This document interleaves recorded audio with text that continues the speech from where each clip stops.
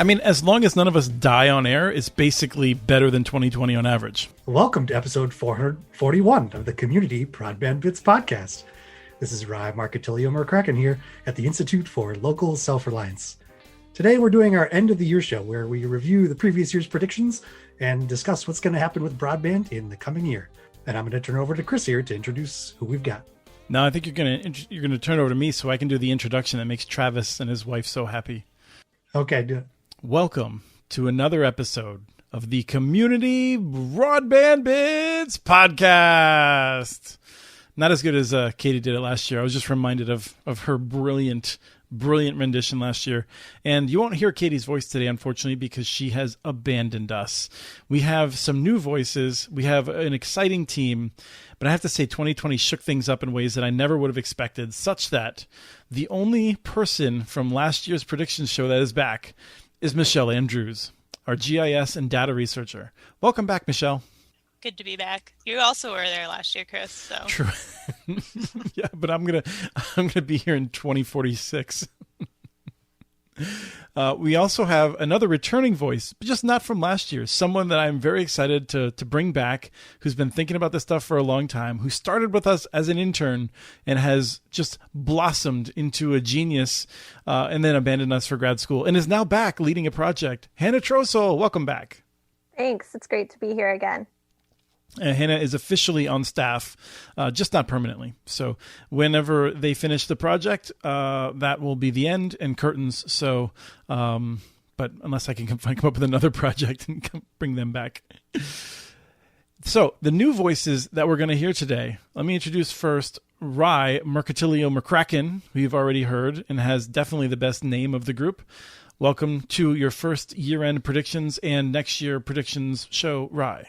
Thank you. It's great to be here. I haven't got to do this yet, but I wanted to apologize to all the longtime listeners for the transition over from Lisa's wonderful voice to having to hear me at the beginning of every episode over the last 9 months. So I apologize about that. We do miss Lisa. But, Rye, I think you're a wonderful addition. I think you need to laugh a little bit more and make more fun of me in the introductions, but there's a lot of promise there.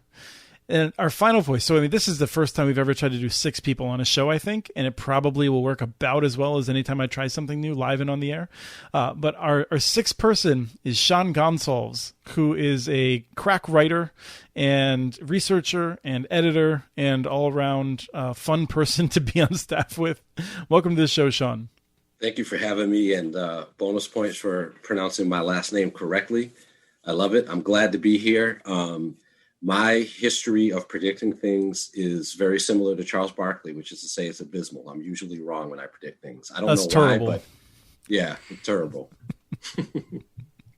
Sean is responsible for many of the long features that we're now doing because the guy loves to pad the word count.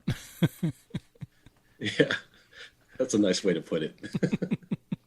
So we're gonna start by, I wanted to first say that we did not expect to have to continue our lives without Lisa in our office. And earlier this year, Lisa got poached away by the state of Minnesota, where she's doing important work, working on telecom, still fighting the good fight to try to make sure people are getting the internet access that they need. But we have soldiered on, and Rye has picked up a lot of her duties, and we've moved on. And then right around that time, when Rye joined the team, Katie decided she couldn't stand working with us anymore, and she'd rather get more money for the energy team. She moved over to energy, which is work she'd been doing before she came to us at ILSR, and she's now doing great work on the energy team. And so that freed us up to bring on Sean. And that's how we got to where we are in 2020. Frankly, I will never say anything bad about the many great people that have worked for us, because I've just loved working with all these folks. But this team is just really, it's a great team. And the best thing that happened in 2020 was that the 6 of us get to work together, I think. So that's probably the only good thing that any of us will say about 2020 is that at least we have fun in our staff meetings and our program meetings.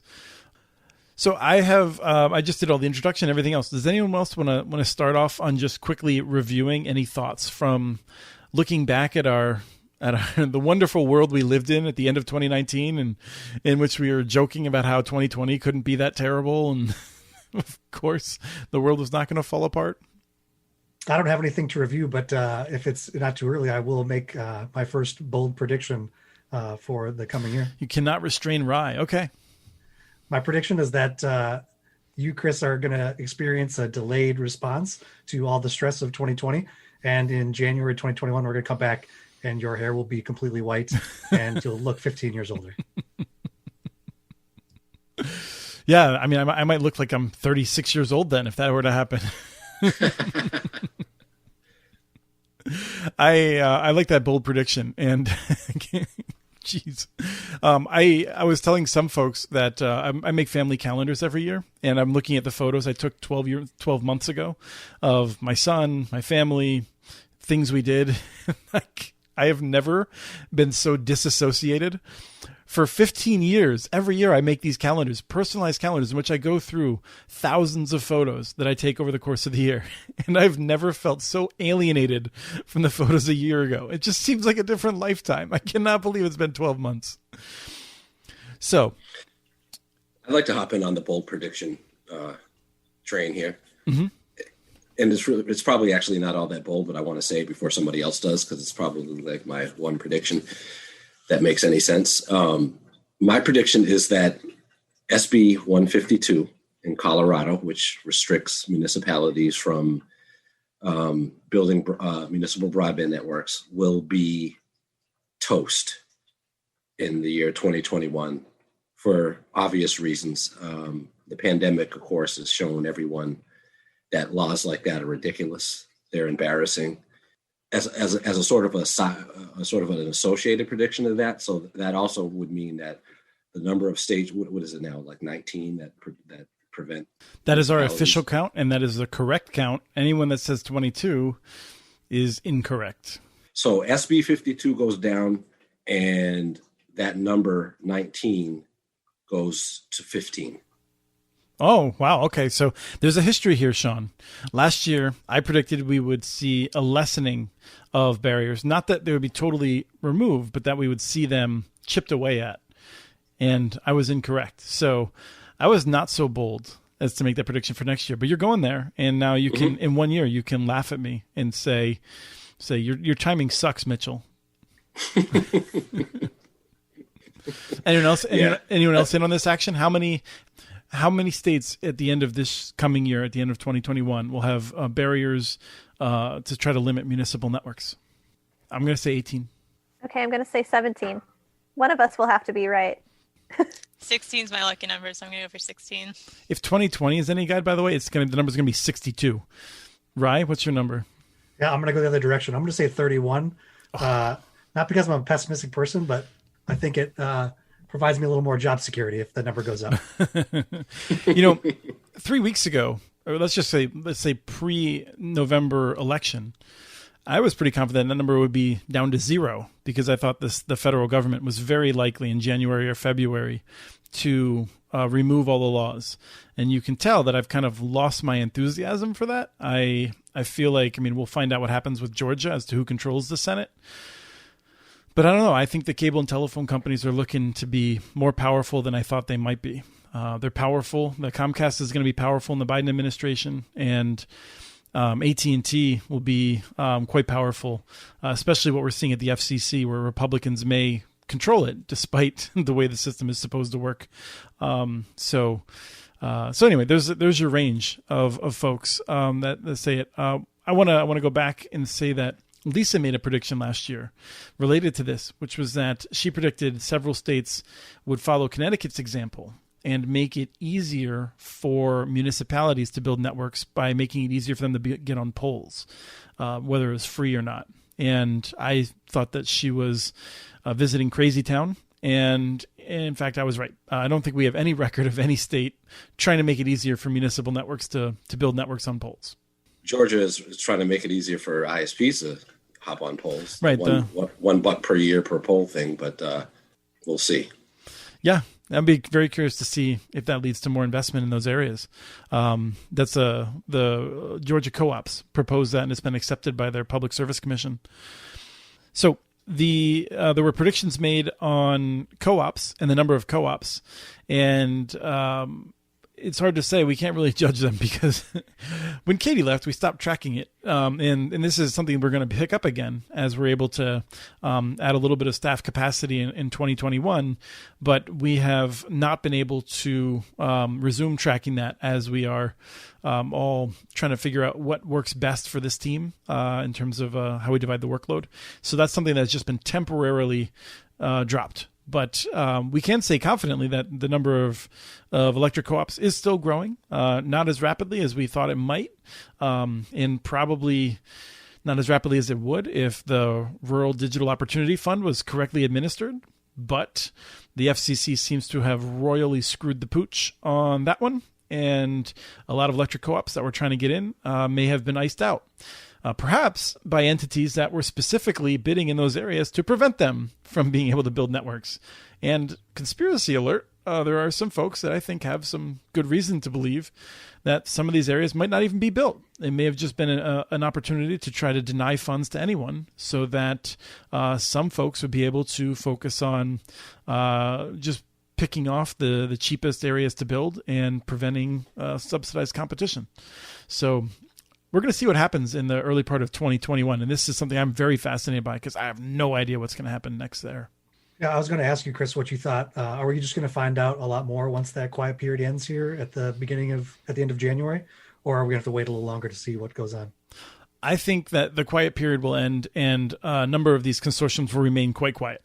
I think they're not going to have a reason to speak up. The question is, by February 15th, a lot of these companies have to demonstrate to the Federal Communications Commission that they have the money, which means that banks are going to loan them money that will be the main source of funds for the builds in these areas. And if they have the money and they have a plan for technology the FCC thinks is not totally Looney Tunes, then they'll be able to move forward and unlock those subsidies. And this is the next big issue, is whether Congress intervenes before then to say, well, the FCC has screwed this up and you all need to fix it. Or if the FCC will have to decide, will we be embarrassed today by admitting that we got the auction wrong? Or are we going to start writing checks every month to these folks and hope that they somehow pull it off, or that nobody notices when we admit that they got it wrong and they can't do it? But I would really like to see the FCC just own its errors and make sure that they have an auction that has integrity. Can I hop in and ask another question here? Who's doing this interview? You are. You've been doing this Sir. for... Sir. Yes, sir. I'm watching too much Charlie Brown. Sorry. You've been doing this for roughly 3 decades at this point, and I'm curious if... Breathing. So the auction ended a little more than 2 weeks ago or whatever. Have you ever seen something like this happen before, where an auction ends and we're confused and it's 2 weeks later and we're still just as confused about what happened? I haven't, but there's so few people in this space that bother to try to make it accessible for other people that I think for a lot of us, it's hard to know what happened in the past regarding this. Part of what we're seeing, I think, is what happens when you put sunlight on something that's never had sunlight on it before. Usually people weren't paying attention to this before, except for insiders. And one of the things we're desperately trying to do right now is to make sure that other people are aware of this, that people in these areas are aware of what's happening. So I guess I can't really answer your question. I don't want to say no, but I can't think of an example.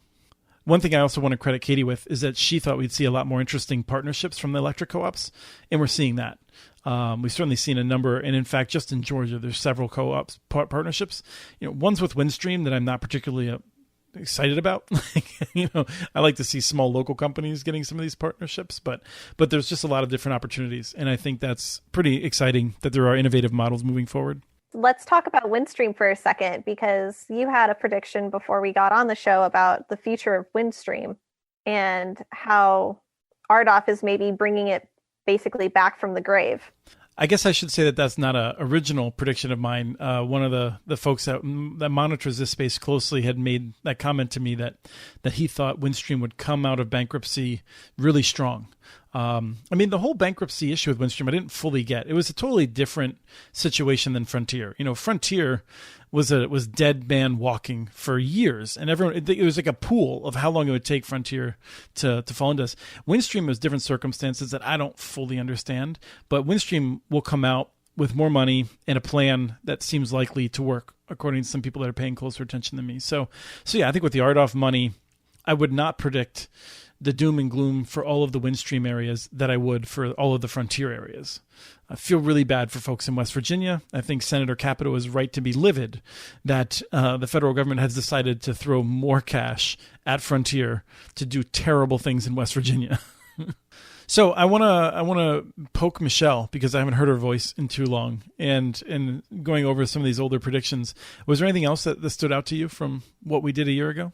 Yeah, I was completely too optimistic about the census. I believe I said something about how the census is going to come out and I could use that data to do some better mapping, and it'd be really cool to have up-to-date data on things. And then Jess said that's really optimistic that the 2020 census is going to happen. And it was, because it was super rushed and they kept changing the deadline and all sorts of shenanigans happened that made a lot of underreporting probably happen. So I mean, that's just another reason why, like, the FCC in general has to have better broadband mapping data, as well as just the census in general needs to do a better job of collecting the data in the next 10 years to make up for it. Yes, that was right around the time that Katie made a prediction. Yeah, I mean, it's a little bold to assume that our society won't collapse within the next several months. Katie, do not steal my prediction.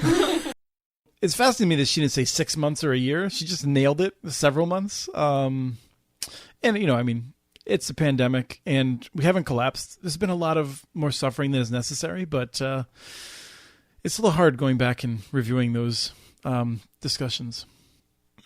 And then I think the last thing I want to note is predictions that I made. And I don't know how to value this. Let me ask. I'm going to ask Hannah and Rye in particular to evaluate me on this, but anyone else that wants to judge me should feel free. The question is whether the dam would break on the municipal model. And I kind of feel like it has. It's not like I don't think there's 30 new cities, but there's a bunch of new cities, whether it's the Western Massachusetts ones that are moving forward boldly. We've seen Houston, Missouri. There's several that are starting in Texas, it looks like. There's actually multiple in Utah, even though Kaysville got set back a little bit. And like Quincy, Massachusetts is now seems like moving forward. Redding, California. Our job is to do a better job of knowing exactly how many there are, and we have to go through our notes to update our map. But I don't know. I feel like the dam didn't break, but it's sure got big cracks in it. Yeah, I think so. I think it'll be exciting to see what happens over the next year. But it does seem like, at least in the last 9 months, we've seen a real uptick of serious consideration and people moving forward. I was watching the Lehigh, Utah City Council meeting the other day to see how it unfolded, and they opened it up to the public to make comments and questions. And there was one guy who stood up, when you said a guy, it was just like, yeah, he's going to be a jerk. he wasn't strong. He was for them to build the network and wanted somebody else to administer it. But then, they expected, I think, a little more of a tsunami, and he sat down and they said, okay, I guess that's the end of the public comment and we'll move forward.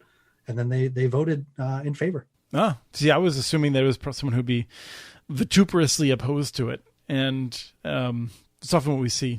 But yeah, the fact that it's not even controversial or interesting, I guess, is in some ways useful. I mean, I would like to see people super excited about municipal broadband, but I will take, people just being bored by it because it's so obvious to them that the city should do it. Hannah, what do you think? Is this just a matter of me trying to pretend that I got it right when in fact I didn't? No, I think you may have it right. I mean, you did qualify it and say that the dam hasn't fully broken. Just you have large cracks in there.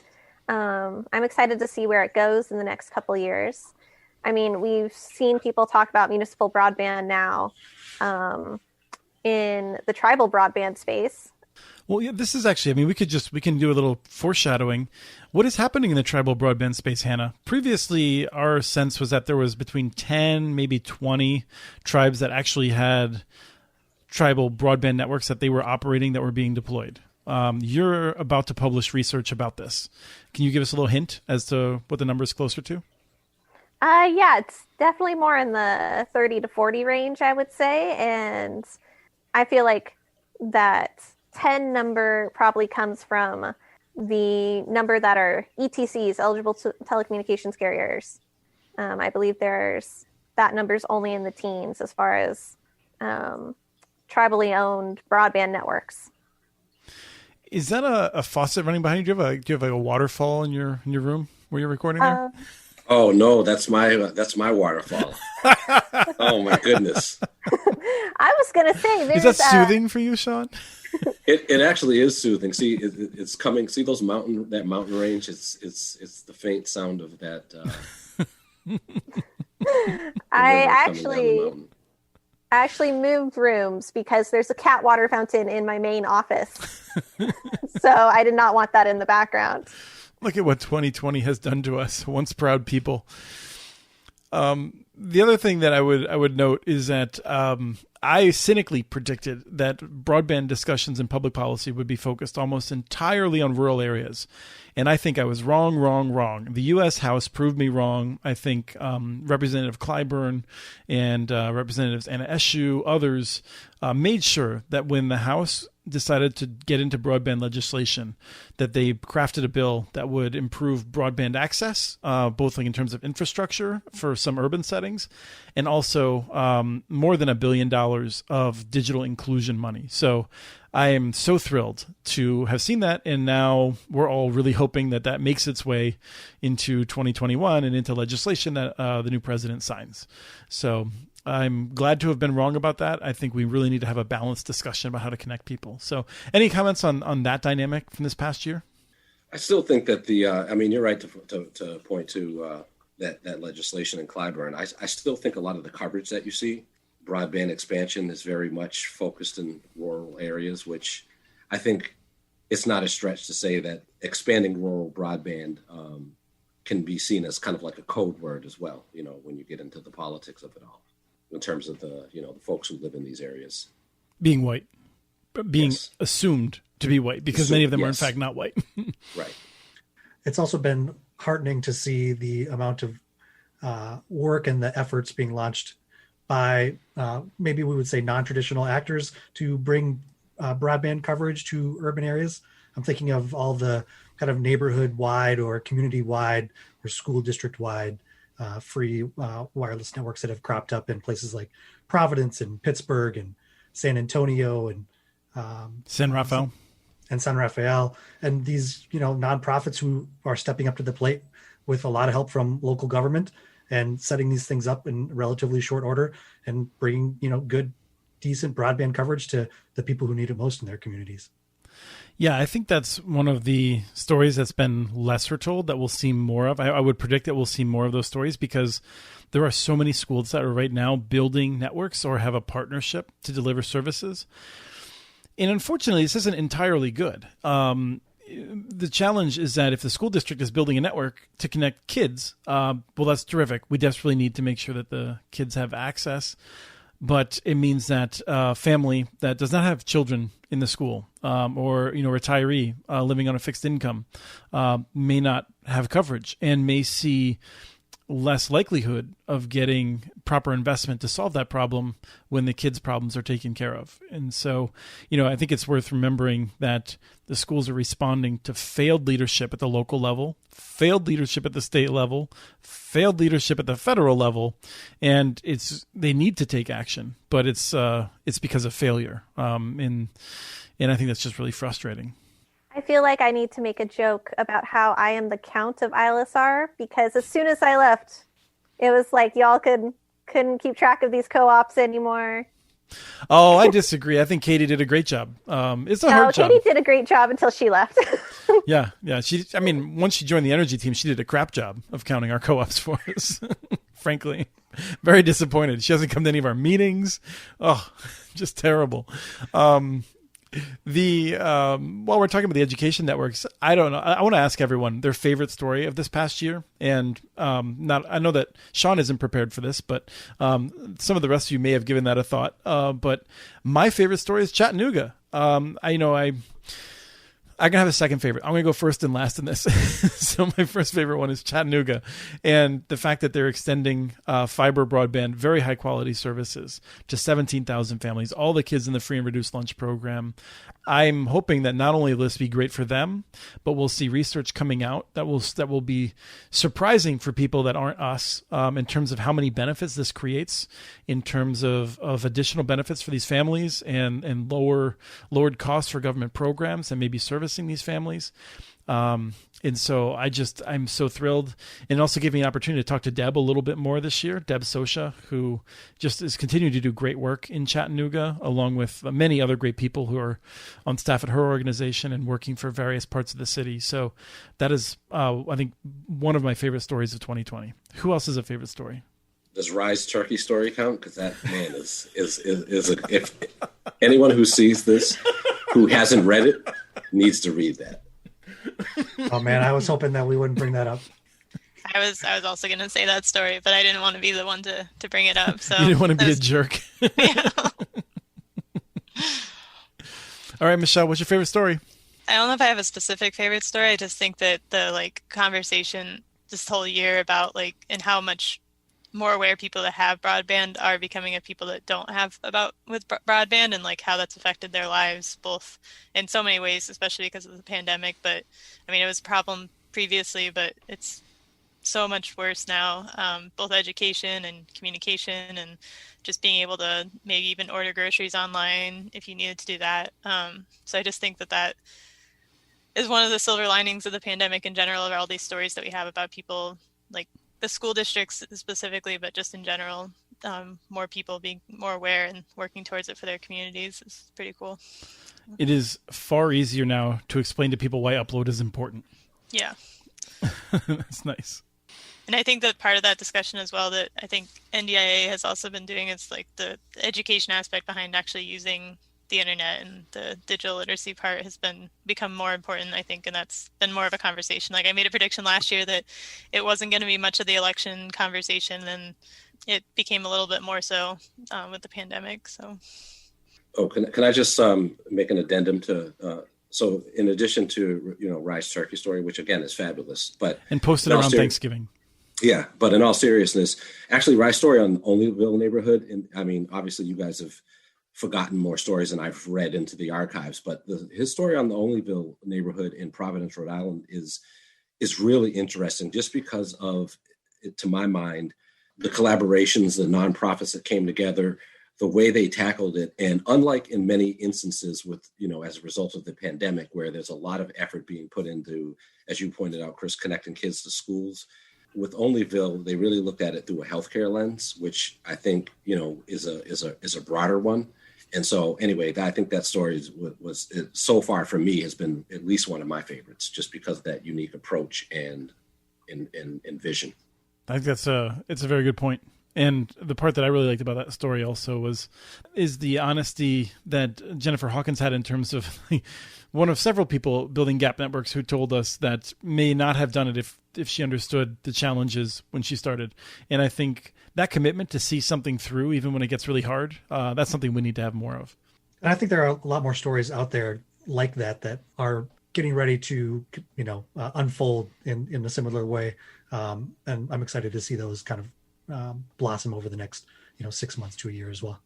Yes, and I feel like the hope in some ways is that creates a local an infrastructure of people that, the Wi-Fi is not going to solve everyone's problems, and they're well aware of that. And now the next step will be, okay, how do we force the city and the state to put real money into this to actually solve the problem? And I think for people who might be looking at that and saying, yeah, but it's Wi-Fi, it's not going to be perfect. And it won't be, but it's not the last step. These are people that are motivated, they're competent, and they're, I think, pretty impressive. So I like that term, that infrastructure of people. I think that's well put. So Hannah, favorite story? I don't really have a favorite story. Hannah's favorite story is graduation. Yes, that is surviving the last half of a semester, suddenly online, moved to a different state, in a different time zone. Yes, that is my favorite story. But no, I really appreciated over this summer and this fall, being able to interview folks involved with tribal broadband and learn about all the different ways that it's being adapted and used and all the different applications of it, like Michelle was saying. Just that has become a very big part of the story this year. And Rye. I think my favorite story of the last year was what happened with the New Hampshire Electric Cooperative. In June, a vote fell short by 2 percentage points to add broadband to the cooperative's charter. Less than a week later, the board voted unanimously to create a separate entity to pursue broadband projects for the 85,000 plus members of the cooperative. And then after a month-long vote here in October, 88% of those who voted yes to modify the cooperative's policy and procedure to give it the flexibility needed to do things like pursue state funding and get those broadband projects off the ground. So I'm excited with what happens when anytime you get a bunch of people on the ground who push leadership for change, maybe even when that leadership was being a little intransigent. And so I'm excited to see what happens with the electric co-op here in New Hampshire. Yeah, that's one of my favorite stories too. I love those stories of the board and leadership having real hesitations and a committed number of people working together to educate folks and demonstrate that this was something it could do and needed to do. My second story then is the 2.5 tribal priority window. It's a year ago that I believe Chairman Pai, who is Trump's pick, move forward with an aggressive window to allow tribes to have first shot at a limited number of licenses to use specific spectrum over their territories. And at first it was going to be a 2-month window, and it was argued, this was long before the pandemic, that was not enough time.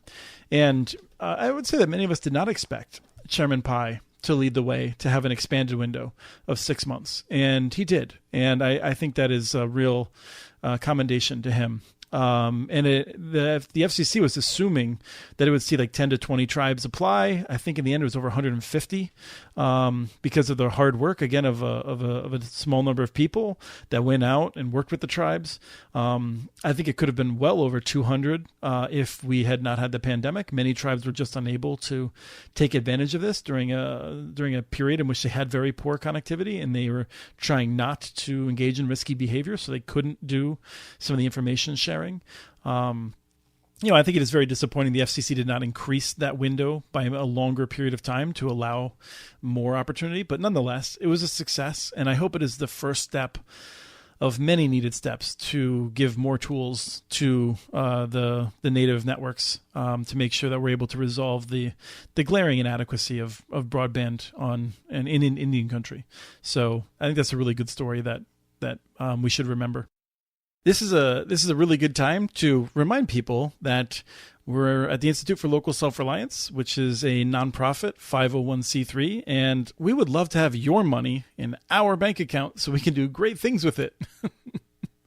I would say that we'd love to have your support to be able to build the kind of foundation we've been building to move this movement forward. And I feel like we do a great job of stretching dollars as far as we can. We have all kinds of interesting content. I think we've demonstrated that, and we'd love to have your support. For people who are tapped out because you've given all your money to struggling local businesses, I support you. I'm with you. I'm glad that you're supporting those local businesses. You can also give us great podcast reviews. We have several good podcasts: Building Local Power, Local Energy Rules, the Composting Podcast, and then we have some great podcasts which are produced by this team, which have my voice in them a lot of the time. Community Broadband Bits and the Connect This show.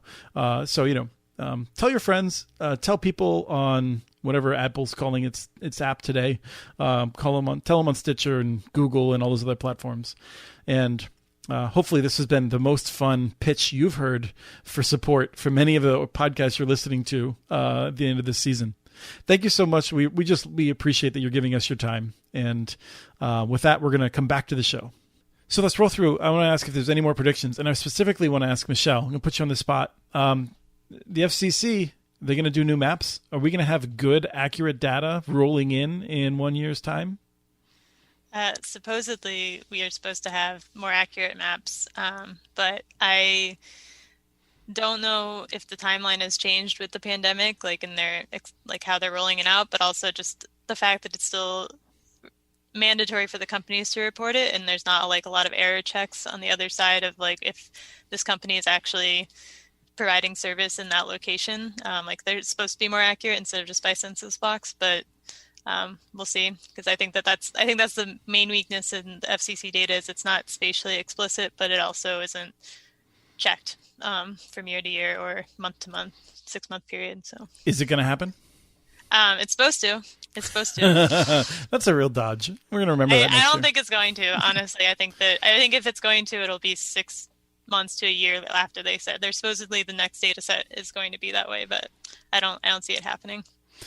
I am very pessimistic about the FCC right now, in part because I'm worried that Mitch McConnell will remain the Senate Majority Leader, and it will basically prevent the Biden administration from getting its picks on the FCC, which would then leave the FCC deadlocked and rudderless effectively, which to me suggests that we would not see any of these good things happening, unfortunately. So that's what I worry about.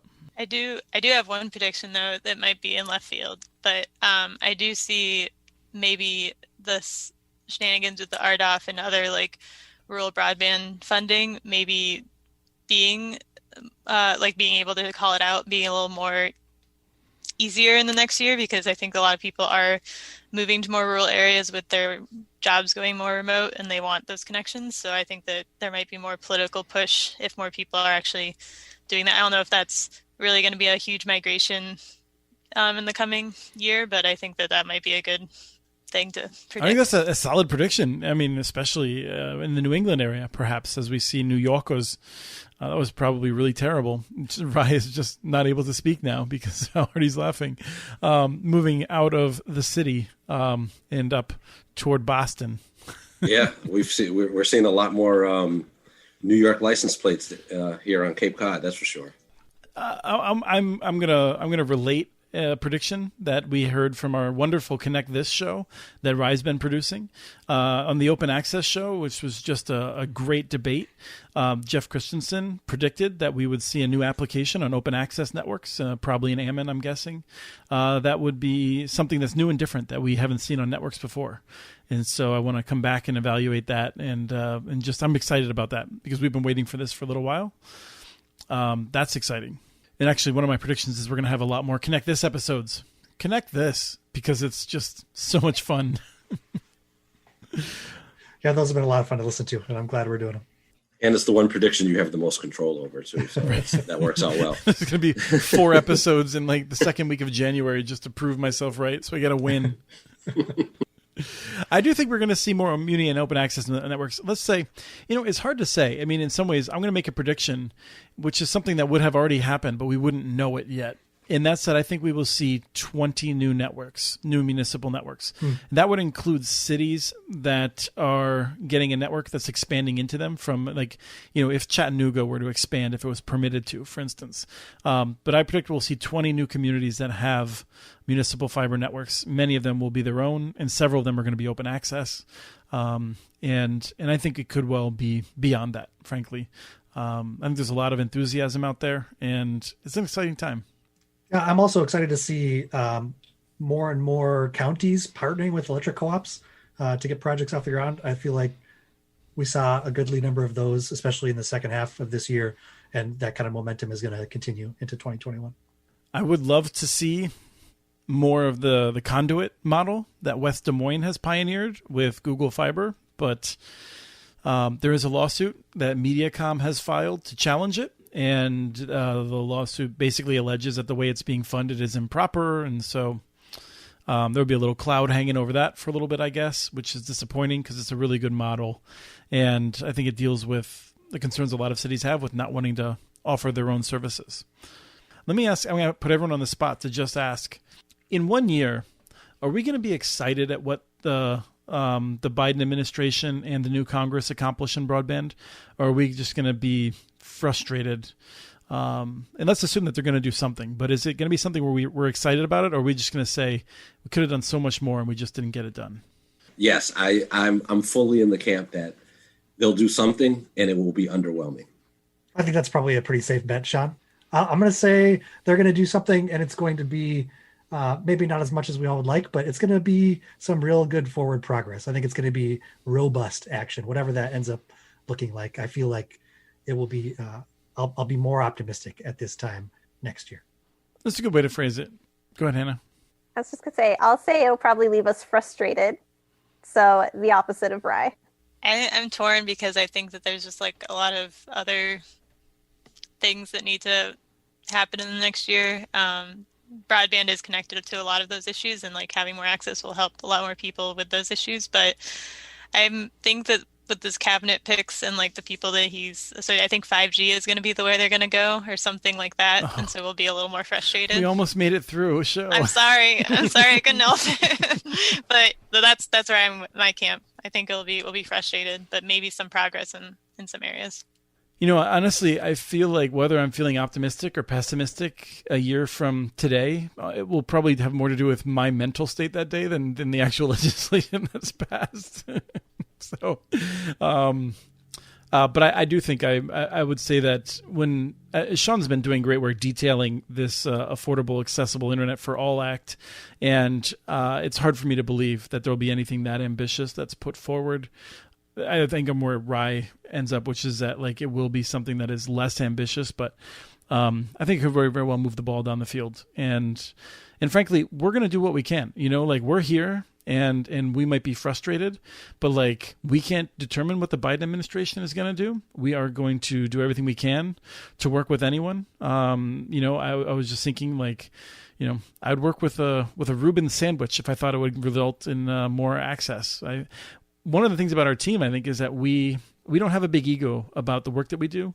We just try to figure out how to get some things done. And if the environment makes that easier, fine. If not, we'll work harder. And that's kind of how I think of it. I was just going to make a terrible joke about being okay with working with a Reuben sandwich, even if it doesn't move the ball forward on broadband. I love a good Reuben. You know, like those? You like those sandwiches? Absolutely. No way. Wow. I was actually they popped in my head as things I don't like. Whoa. And I didn't realize I was working with an office of pessimistic, Reuben-hating people. Right. I enjoy Reuben, so I'm in your camp in that, Ryan. We'll put a panini press in the office whenever we go back, and we can make Reubens all day. I like all the ingredients separately. Somehow I just don't like it all together. So last shot at predictions. What do we got? I think we're going to see EC Fiber go on a tear here. It seems like they've got a lot of momentum going on up there in the Northeast, and I'm excited to see them continue. They've got a whole bunch of projects in various stages of completion. They got some CARES money to make some additional progress in places, and so I think it's a good time to be living in their territory. Yes, yeah, they do such good work, and it's exciting to see Vermont. There's multiple communications union districts popping up. I think it's exciting. I think what's happening in Maine is exciting. We're going to see new investment there, I think. You know, I'm excited at these places where people are really taking their future into their own hands, and I think EC Fiber is a great model for that.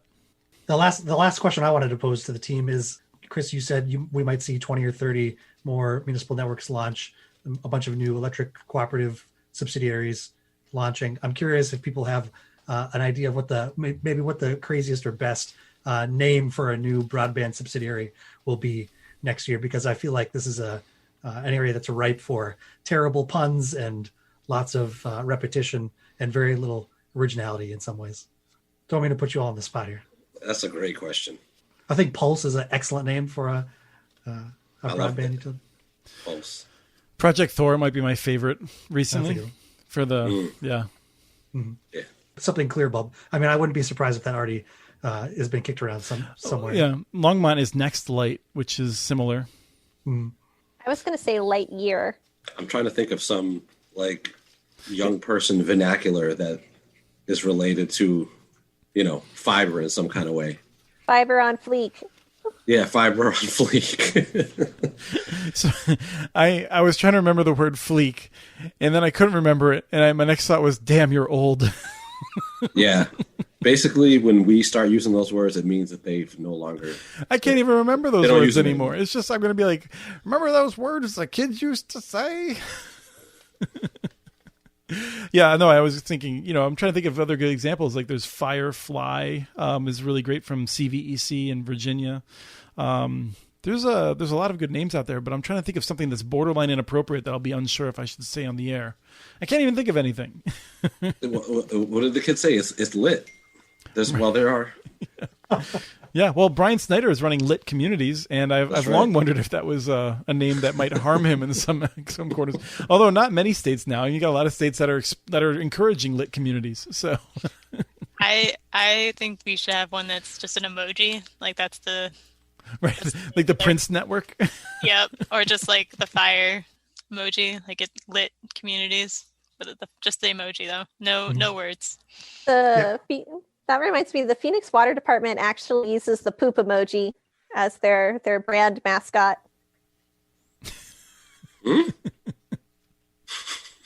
I got a pen from them. That's just the poop emoji. I know what Sean's latest Google query is. Well, I think we should wrap there. This has been I feel like this has been a pretty good show for having 6 people all trying to figure out how to not talk over each other. I'm still struggling. Who's the 6th person, Chris? I have been wondering this too. There's 5. Oh. I was thinking there's 5 people on the screen plus me, but I'm one of the people on the screen. It's been a hard week. It's been a hard year. It's been a hard month. So we'll see how many people are sitting at home waiting for that 6th person to say something. We can maybe our editor will figure out some way of just throwing in another voice. So you could just say the number 5 so she can dub it in over every time you say 6. 5. That way it'll be a totally different cadence and pace. I mean, if we have Katie's voice pop in. No, I feel like this is an Easter egg for people who are early on, and then if they make it all the way to the end, to get to find out that I'm an idiot. Well, that's a great way to end 2020, folks. We hope that 2021 is going to be great. There's been some great parts of 2020, and let's just forget everything else that's not in that set and move on, do what we can. And it's been a great team to work with you all. I would like to thank you all for the great work that you do, and I'm excited to make big accomplishments and changes in 2021. Thanks. It's been fun. This was fun, and I'm looking forward to 2021. Yes, thanks for having us. This was fun. Yeah, good times. Thanks. Thank you all for listening, and the next show will probably be more to the point of what you're looking for in this show, but we had fun. Take care, everyone. That was our end of the year review and predictions episode. We have transcripts for this and other podcasts available at muninetworks.org/broadbandbits. And we've really appreciated your being a listener. If you're never going to listen to another one of our shows, first of all, I'm surprised you're still listening right now, but we've enjoyed having you. Email us at podcast@muninetworks.org with your ideas for the show. Follow Chris on Twitter. His handle is @CommunityNets. It's worth it. Follow muninetworks.org stories on Twitter. The handle is @muninetworks. It's all right. Subscribe to this and other podcasts from ILSR, including Building Local Power, Local Energy Rules, and the Composting for Community podcast. You can access them anywhere you get your podcasts. Look for the ones that I'm on. You can catch the latest important research from all of our initiatives if you subscribe to our monthly newsletter at ilsr.org. While you're there, please take a moment to donate. Your support in any amount keeps us going. Thank you to Arnie Huseby for the song Warm Duck Shuffle, licensed through Creative Commons. This was episode 440 of the Community Birdman Bits podcast. Thanks for listening.